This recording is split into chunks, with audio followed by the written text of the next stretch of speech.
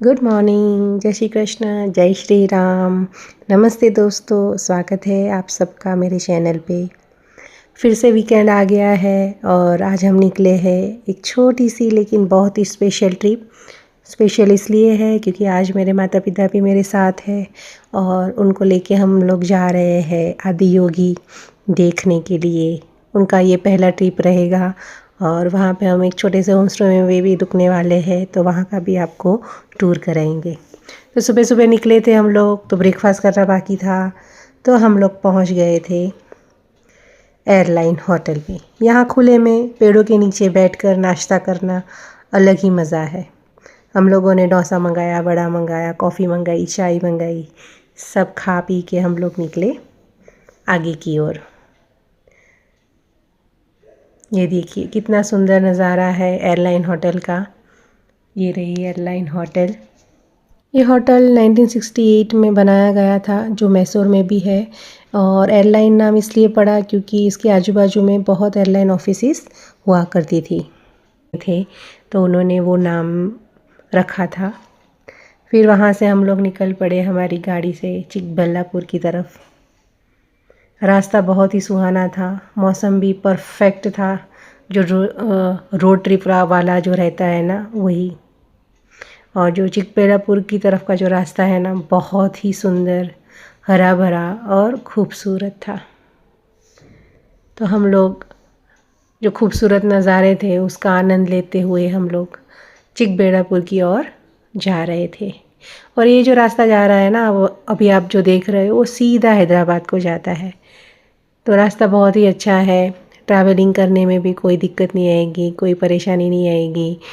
रास्ते में बहुत सारी जगह पे खाने पीने के रेस्टोरेंट्स है, रेस्ट रूम है, तो कोई तकलीफ़ नहीं होगी। फिर धीरे धीरे हमें दिखने लगा नंदी हिल्स। नंदी हिल कर्नाटका का बहुत ही स्पेसिफिक हिल है, जहाँ पे लोग ट्रैकिंग करने के लिए आते हैं। और हम लोगों ने हाईवे से लेफ़्ट में जाके एक गांव का रास्ता ले लिया है, जो जाएगा चिकबल्लापुर। ये जो इंटरनल गांव का रास्ता है वो हमें लेके जाएगा आदि योगी की तरफ। ये देखिए, ये जो गांव का रास्ता है वही हमें लेके जाएगा आदि योगी की तरफ।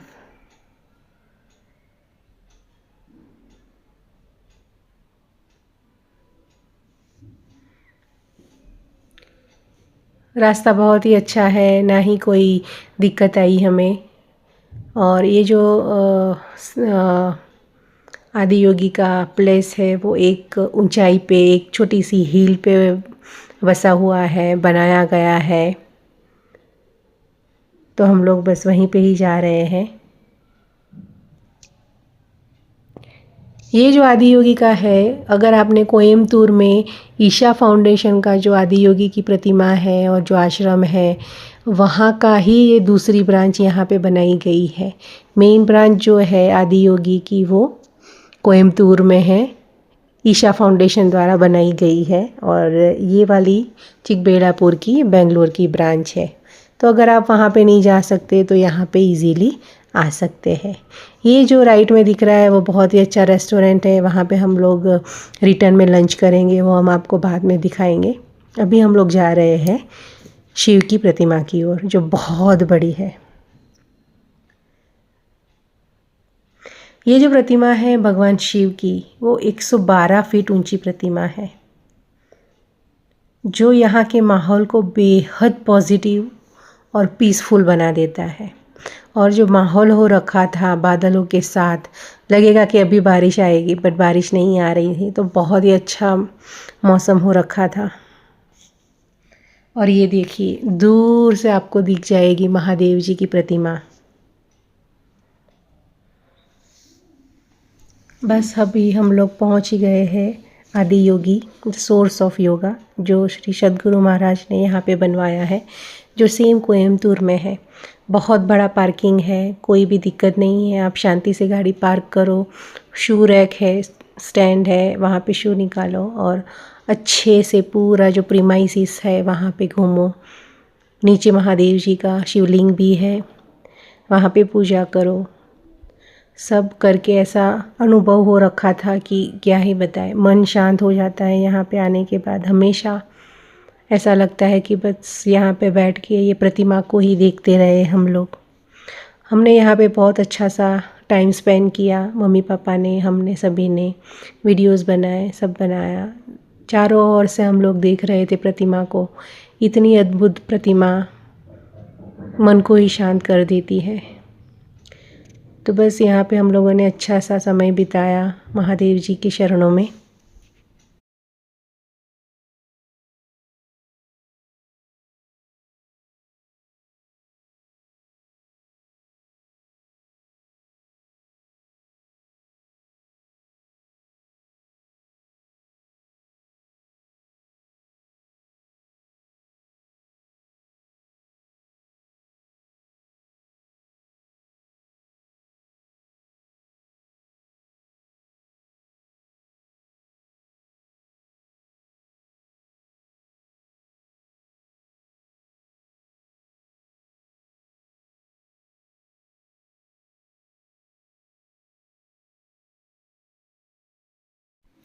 फिर वहाँ से आप जैसे ही चलते चलते शू रैक्स की तरफ आते हो, वहाँ से आगे आपको रेस्ट रूम मिलेगा, टॉयलेट बाथरूम है, आप वहाँ पे जा सकते हो। और थोड़ा आगे जाओगे तो वहाँ पे अभी नई नई कैंटीन शुरू हुई है, जहाँ पे अच्छा खाना मिलता है। हम लोगों ने वहाँ पे नहीं खाया क्योंकि मम्मी पापा को कुछ पर्टिकुलर चीज़ें ही खानी थी जो यहाँ पे नहीं मिल रही थी। तो हम लोगों ने यहाँ पे देखा क्या क्या मिल रहा है, कैसे मिल रहा है, और फिर वहाँ से हम लोग आगे जाने के लिए रवाना हुए। ये देखिए यहाँ का बनाया हुआ ये कैंटीन। पहले हम लोग आए थे तो यहाँ पे ये कैंटीन नहीं था, अभी नया नया बनाया है। बहुत अच्छा लग रहा था। अगर आपको ये साउथ इंडियन चीज़ें यहाँ पे पसंद है तो आप लोग यहाँ पे खा सकते हो। बैठने की भी अच्छी व्यवस्था है यहाँ पे। तो हम लोगों ने सब देखा, अच्छे से जांच पड़ताल भी करी, और फिर हम लोग वहाँ पे नहीं खाए और वहाँ से निकले हम लोग बाहर। ये देखिए शिव जी की प्रतिमा, कहीं से भी आप ये प्रतिमा देख सकते हो। और शिव जी को बाय बाय कहते हुए हम लोग निकले आगे लंच के लिए। जो मैंने आपको दिखाई थी ना होटल, वहीं पे हम लोग सोच रहे थे लंच करने के लिए। तो ये देखिए ये जो है ना रेस्टोरेंट, ये सीधा ये जो गेट है उसके लेफ़्ट हैंड साइड पे ही पड़ती है उडुपी गार्डेनिया। बहुत ही अच्छी रेस्टोरेंट थी, हमें खाना भी बहुत अच्छा मिल गया। लंच का टाइम था इसलिए आपको थाली भी मिल जाएगी, साउथ इंडियन वैरायटीज़ भी मिल जाएगी, नॉर्थ इंडियन वैरायटीज़ भी मिल जाएगी, और बैठने की भी व्यवस्था बहुत अच्छी है। तो हम लोगों को अच्छी जगह मिल गई थी। और सेल्फ़ सर्विस है तो जाके वहाँ पे ऑर्डर करो, पैसा दो और ऑर्डर करो, और कूपन दे के आप अपनी डिश ले सकते हो।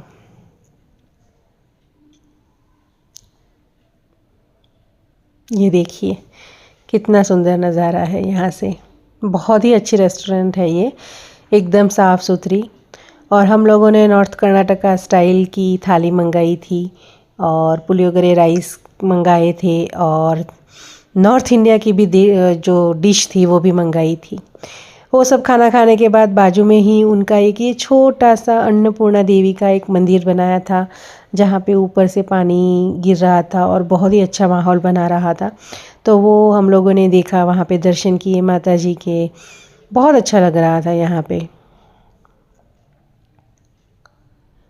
ये देखिए, और फिर वहाँ से हम लोगों को जाना था हमारे होम स्टे की तरफ। और रास्ते में ही भोगी नंदीश्वरा टेम्पल आ रहा था, क्योंकि वो जो नंदी हिल है उसके नीचे के गांव में ही बसा हुआ है, जो नंदी गांव है वहाँ पे ही बसा हुआ है, और वहीं से ही हमें हमारे होम स्टे तक जाना था। तो सोचा कि चलो क्यों ना वो मंदिर के भी दर्शन करते जाए।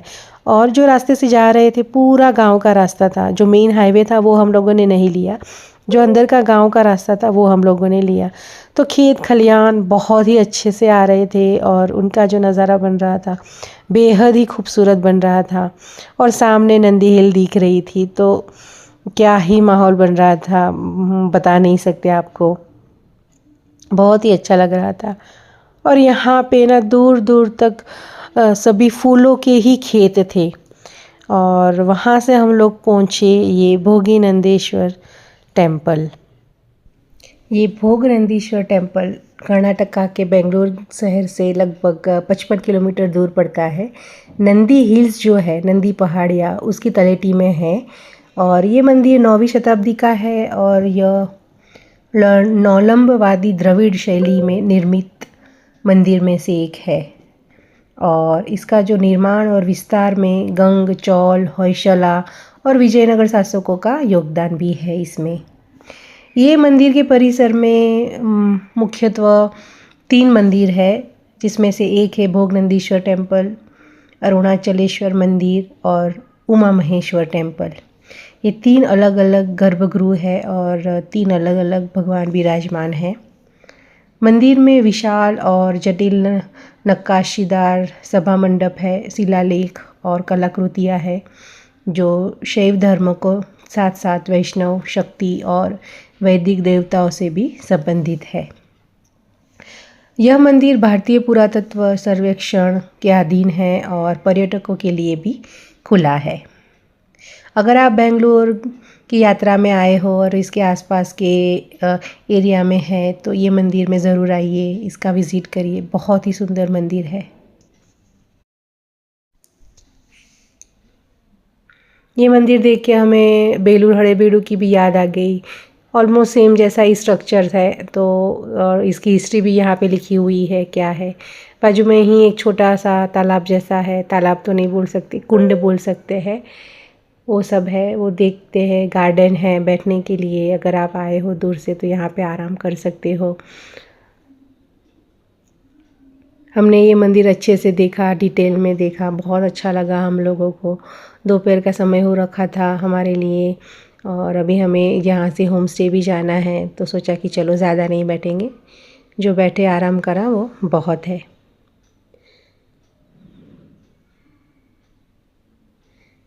अगर आप यहाँ पे आओ तो एक दिन के लिए भी आ सकते हो। पूरा दिन यहाँ पे आपका कहाँ स्पेंड हो जाएगा पता ही नहीं चलेगा। बैठने की भी बहुत अच्छी व्यवस्था है, पिकनिक की भी बहुत अच्छी व्यवस्था है। और फिर वहाँ से हम लोग निकले हमारे होम स्टे के लिए। ये देखिए सामने दिख रहा है नंदी हिल्स, सामने नंदी हिल और ये नंदी गांव और उसकी तलेटी में भोगनंदीश्वर का मंदिर। बहुत ही सुहावना दृश्य बन रहा था। चारों तरफ पहाड़ियाँ थी और बीच में से हम लोग जा रहे थे। मम्मी पापा तो खुशी हो गए कि क्या ही नज़ारा है, बहुत ही मज़ा आ रहा था। फिर मैंने सोचा गाड़ी में हमारे यहाँ पे तो रूफ़ भी है, तो क्यों ना रूफ़ को खोल के ऊपर जाया जाए और बाहर का नज़ारा आपको दिखाया जाए। तो मैं तो चढ़ गई ऊपर और आपको दिखाने लगी सब नज़ारे। और बस हम लोग थोड़ी ही देर में हमारा जो होम स्टे है, जो हम लोगों ने एक फार्म में लिया है, तो आप उसको एक फार्म हाउस भी बोल सकते हो। ये रहा वो रास्ता जहाँ से हमको वो फार्म में जाना है और वहाँ से हमको हमारे फार्म हाउस में जाना है। हमने जो लिया था फार्म हाउस होम स्टे, वो पूरा खेत खलिहानों से भरा हुआ था। आसपास में भी पूरे खेत थे, ग्रेप्स के खेत थे, फूलों के खेत थे, गुलाब के खेत थे, सेवंती जो फूल बोलते हैं उसके खेत थे। बहुत ही सुंदर नज़ारा था। ये देखिए सामने आपको जो पीला पीला दिख रहा है, पूरा फूलों का खेत था। बहुत ही सुंदर लग रहा था। और बस यहाँ से थोड़ी देर में आ जाएगा हमारा होम स्टे जो एक फार्म में है। ये देखिए हमारे फार्म का ये दरवाज़ा है और हम लोग उसको ओपन करने के लिए जाएंगे, दरवाज़ा खोलेंगे। वो भैया को भी बोल दिया है, वो भी आएंगे। और ये देखिए ये भैया आ गए थे और हमारे लिए दरवाज़ा खोल दिया था और हमें रास्ता भी दिखाएंगे, क्योंकि ये पूरा कच्चा रास्ता है फार्म का और हमें पता नहीं है कि पूरे फार्म में हमें किस तरह जाना है, गाड़ी कहाँ से लेके जानी है और कहाँ पार्क करनी है। तो ये भैया धीरे धीरे धीरे आगे बढ़ रहे थे और मैं पूरा फार्म देख रही थी कि कैसा हमारा फार्म है, क्या है, कैसा है। सब कुछ हम लोग देखते देखते जा रहे थे। जैसे ही हम लोग फार्म में एंटर हुए तो ऐसा लग रहा था कि बाप रे बाप, कहाँ ये हम लोग आ गए। सचमुच इतना सुंदर फार्म हमारे बेंगलोर के नज़दीक में भी हो सकता है, वो सोच के ही हमें बहुत अच्छा लग रहा था। पूरे मैंगो का फार्म था, फिर रिजगढ़ का फार्म था, गुआवा का फार्म था, ग्रेप्स का फार्म था। अभी जैसे जैसे सीज़न थी उस हिसाब से फ्रूट्स लग रहे थे। अभी मैंगो नहीं थी क्योंकि सीज़न नहीं था। जो तुरई थी, जो रिचगोर्ड था, जस्ट अभी सीज़न गई थी तो उन लोगों ने हार्वेस्ट कर लिया था। और अमरूद का भी था, जो गुआवा था उसके भी फार्म थे। तो देखेंगे हमको आगे कैसे फार्म मिलते हैं, फ्रूट्स है कि नहीं है, वो भी हम आपको दिखाएंगे। ये देखिए, ये जो हमारा रास्ता कैसे जा रहा है फार्म में से। और भैया बोले यहाँ से गाड़ी लगा लो, पार्क कर दो। तो ये हमने गाड़ी पार्क करी और ये हमारा आ गया फार्म हाउस। वाव, पूरी चारों तरफ ग्रीनरी, पूरा खेत, फार्म, मैंगो फार्म, और उसके बीच में हमारा ये घर। जैसे ही घर में एंटर हुए तो वाह, क्या ही पॉजिटिव एनर्जी आ रही थी। बहुत अच्छा फार्म हाउस था। ये देखिए, 3 अलग अलग बेडरूम थे, 3 अलग अलग टॉयलेट बाथरूम थे, किचन था, फ्रीज था, गैस स्टोव था, सब कुछ था। ये देखिए, मम्मी पापा तो ये होम स्टे देख के खुश खुश हो गए कि ऐसे भी होम स्टे हो सकते हैं, कोई ऐसे अपना घर ऐसे दे सकता है रहने के लिए। तो हमने बोला हाँ, अभी ऐसा निकला है। सो दो दो रूम नीचे थे और एक रूम ऊपर था, और वहाँ से बाहर हमें जाना है बालकनी में। तो चलिए मैं आपको बाहर का नज़ारा भी दिखाती हूँ कैसा है। ये मैंने दरवाज़ा खोल दिया और ये देखिए कितना शानदार व्यू है ऊपर की बालकनी से। पूरा फार्म, मैंगो फार्म दिख रहा है। सोचिए अगर मैंगो की सीज़न होती तो क्या ही नज़ारा होता। ये देखिए, ये हमने गाड़ी पार्क करी और फार्म में हम लोगों ने सोचा चलो एक चक्कर लगा के आते हैं कैसा है फार्म, क्योंकि पहली बार ऐसे कोई फार्म में आए ना तो एक्साइटमेंट तो रहती ही है कि चलो देख के आते हैं। मम्मी पापा को भी एक्साइटमेंट हो रखी थी कि चलो चलो चलो देख के आएंगे कैसा है, क्या क्या है।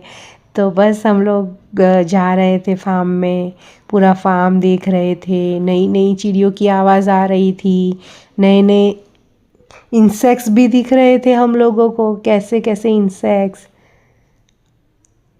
और बहुत ही मज़ा आ रहा था। और माहौल भी बहुत अच्छा था। गर्म भी नहीं था, ठंडा भी नहीं था। बादल बादल छाए हुए थे, जैसे लग रहा था कि अभी बारिश आएगी, बट अभी तो बारिश नहीं आ रही थी। तो हम लोगों ने सोचा बारिश आए उससे पहले घूम लेते हैं। अगर शाम को सनसेट के टाइम पे बारिश आती है तो मज़ा ही आ जाएगा।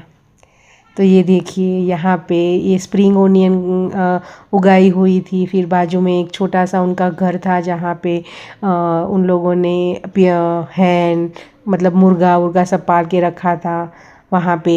फिर उसके बाजू में आए तो उसके बाजू में दूसरा एक फार्म था।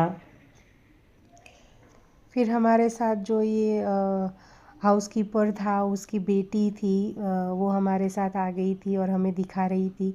उसको हिंदी भी नहीं आती थी, इंग्लिश भी नहीं आती थी, बहुत ही छोटी बच्ची थी और उसको तमिल ही आती थी। तो हम लोग जैसे तैसे टूटी फूटी हिंदी इंग्लिश में हम लोग बात कर रहे थे। तो हमने उसको बोला कि अमरूद का भी क्या खेत है क्या। तो उसने बोला हाँ। तो वो हमें वहाँ पे लेके गई अमरूद के खेत में, गुआवा का खेत। ये देखिए गुआवा का पूरा खेत और पके हुए गुआवास लगे हुए थे वहाँ पे। और इतने सारे गुआवा देख के हम लोग तो सब खुश खुश हो गए। और हम लोगों को लगा कि चलो तोड़ लेते हैं, बट विदाउट परमिशन तो तोड़ नहीं सकते। तो हमने भैया को पूछा और वो बच्ची भी हमको खुद से तोड़ के दे रही थी। ये देखिए, एकदम से ऑर्गेनिकली पके हुए गुआवा। और भैया ने भी हमें बहुत सारे गुआवा दिए। और ये बच्ची भी इतनी अच्छी थी, हमें तोड़ तोड़ के अच्छे अच्छे पके पके हुए गुआवास दे रही थी। फिर हमको उसने पूरा फार्म दिखाया और हम लोग देख के खुशी हो रहे थे कि अरे वाह, इतने अच्छे गुआवा हमें मिल गए। मैंने तो एक दो खा ही ली गुआवा वहाँ पे। मम्मी भी खुश हो गई थी और मैं भी बहुत खुश हो गई थी। फिर पूरा फार्म देख के चाय का टाइम हो रखा था, 4:30 पौने 5 हो रहे थे। और मैं दूध सब लेके आई थी घर से, तो सबको चाय पीने की तलब हो रखी थी, तो सोचा कि चलो चाय बना लेते हैं, और घर से नाश्ता भी लेके आए थे, तो चाय नाश्ता करा। फिर बाजू में फिर से देखने का मन हुआ कि चलो थोड़ा डिटेल में देखते हैं, इस तरफ का बाकी था तो इस तरफ का हम लोग देखने के लिए आए।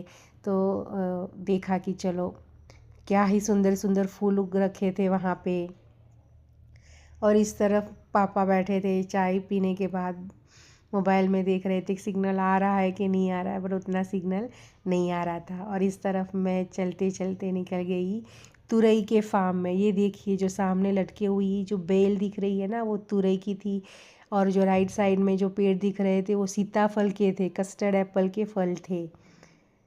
और फिर तो शाम को बारिश आ गई, तो हम लोग रूम में बैठे और थोड़ी देर में ही हमारा डिनर का टाइम हो गया।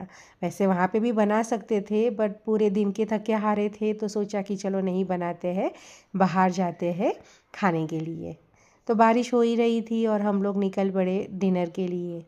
पहले सोचा नज़दीक में कहीं जाके आते हैं, बट कुछ उतना अच्छा मिल नहीं रहा था, तो हम लोग ऐसे मेन हाईवे पे आए, और वहाँ पे ये रेस्टोरेंट थी जहाँ पे हम लोग हर बार रुकते हैं और खाते भी हैं। यहाँ पे नंदी उपचार करके ये रेस्टोरेंट थी, जो पाकशाला की ही एक ब्रांच है। यहाँ पे हम लोग हर बार ब्रेकफास्ट करते हैं, कभी कभी लंच भी और डिनर भी हो जाता है। तो ये नोन जगह थी, तो सोचा कि चलो यहाँ पे ही हम लोग अभी डिनर करेंगे।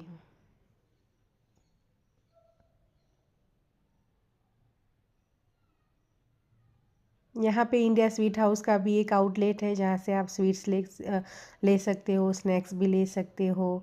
और ये हम लोग पहुँच गए हमारे रेस्टोरेंट में डिनर के लिए। बहुत ज़्यादा भीड़ नहीं थी, तो हम लोग बैठ गए टेबल पे और खाना भी मंगा लिया। अप्पम मंगाया, सूप मंगाया, बहुत सारी चीज़ें मंगाई, और वो सब खा पी के हम लोग पहुँचे अगेन हमारे फार्म हाउस की तरफ। और गणपति का जो त्यौहार है वो चल रहा था, गणेश चतुर्थी का त्यौहार चल रहा था। तो जो हमारा फार्म हाउस है जो गांव में है, वो गांव में ही गणपति की स्थापना हो रखी थी। तो जो हमारा हाउस कीपर था, उसने बोला हमारे यहाँ गणपति है तो आप आना, मेरी बेटी भी डांस करने वाली है और गणपति के भी दर्शन हो जाएंगे, तो आप ज़रूर आना।